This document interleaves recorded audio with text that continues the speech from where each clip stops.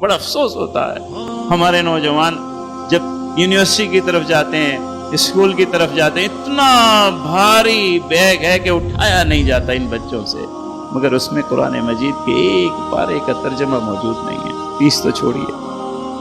16 سالہ تعلیم میں، 20 سالہ تعلیم میں ایک پارے کا ترجمہ نہیں ہے، ایک پارے کا ترجمہ نہیں، اتنا ترجمہ نہیں ہے کہ کم از کم جو قرآن مجید نماز میں پڑھتے ہیں اس کا ترجمہ تو آ جائے بچوں کو۔ کیا تباہی ہے، کیا تباہی ہے۔ ایک مسلمان کی زندگی ایسی نہیں ہونی چاہیے، اسے تبدیل کیجئے۔ اگر آپ کے تعلیمی ادارے نہیں پڑھاتے تو آپ گھر پہ پڑھ سکتے ہیں، گھر پہ اس کا ماحول بنا سکتے ہیں، سارے خاندان کو جمع کیجئے۔ 1 گھنٹہ آدھا گھنٹہ لگتا ہے کہ اگر 3 آیات کی ترتیب بھی آپ بنا لیں، صرف 3 آیات کی اگر آپ ترتیب بنا لیں تو 4 سال میں قرآن مجید مکمل ہو جائے گا۔ 3 آیات روز کی آپ اپنے بچوں کو جمع کریں، بیٹھ جائیں 15 منٹ کے لیے، قرآن مجید کھولیں، ترجمہ کھولیں، پہلے آپ پڑھیں، سب سے سنیں، کسی بچے کے یہاں غلطی تو نہیں ہے، وہ 3 آیات سب کی درست ہو جائیں، پھر اس کے بعد ترجمہ پڑھیں، پھر اس پہ ڈسکس کریں، سب سے پڑھوائیں۔ 3 آیات اس طرح روز کرتے اگر چلے جائے، اگر حفظ کر لیں تو نور علی نور ہے، کوئی مشکل نہیں ہے،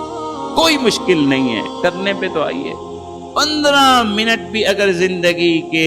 قرآن مجید کو نہیں دے سکتے ہیں تو پھر یاد رکھیے، اللہ کے رسول صلی اللہ علیہ وسلم کی حدیث ہے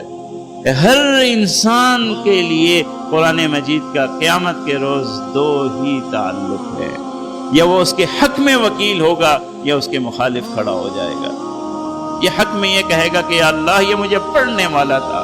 یہ مجھے سمجھنے والا تھا، یہ مجھ پہ عمل کرنے والا تھا، اے اللہ میرے اس تعلق کی نسبت سے اسے آج معاف کر دیجئے اس کی کوتاہیاں۔ یا وہ یوں کہے گا کہ یا اللہ اسے تو وقت ہی نہیں تھا،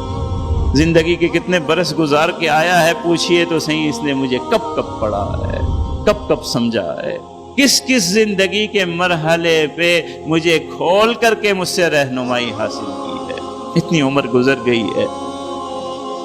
اگر قرآن مجید نہیں پڑھا، ترجمہ نہیں پڑھا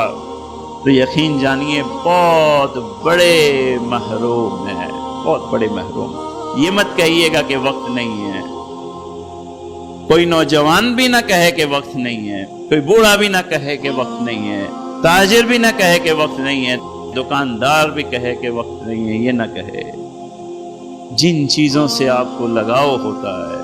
جو چیزیں آپ اپنی زندگی میں ضروری سمجھتے ہیں وہ کر گزرتے ہیں۔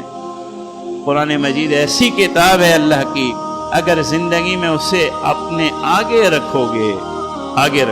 سامنے آگے رکھو گے، سامنے پڑھو گے، اسے سمجھو گے، اس کو دیکھ کر کے اس پہ عمل کرو گے تو وہ رہنمائی کرتے ہوئے تمہیں جنت کی طرف لے جائے گی، وہ رہنمائی کرتے ہوئے تمہیں اللہ کی رضا کی طرف لے جائے گی، وہ رہنمائی کرتے ہوئے تمہیں بلندیوں کی طرف لے جائے گی، اور اتنی بلندیوں کی طرف لے جائے گی کہ تم اس کا تصور نہیں کر سکتے، تصور نہیں کر سکتے۔